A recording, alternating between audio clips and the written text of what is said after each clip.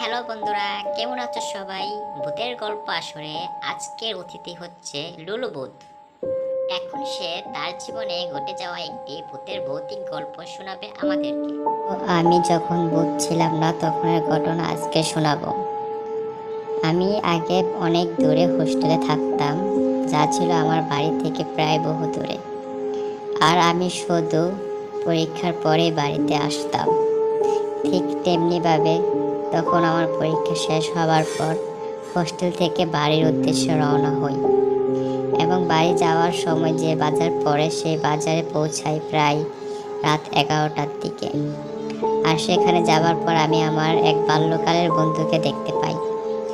তার সাথে কথাবার্তার এক ফাঁকে সে আমাকে ইনভাইট করে যেন আগামীকালও রাত 12টার দিকে চলে আসি, এইখানে অনেক আড্ডা হবে।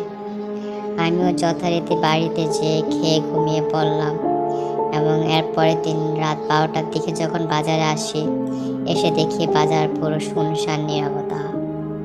তারপর কাউকে দেখতে না পেয়ে আমি আবার বাসায় চলে যাই এবং এই ঘটনা পরের দিন আমার ছোট ভাইয়ের সাথে শেয়ার করার পর জানতে পারলাম যে আমার সেই বন্ধু নাকি আরও বেশ কিছুদিন আগেই সেই বাজারে রোড অ্যাক্সিডেন্টে মারা যায়।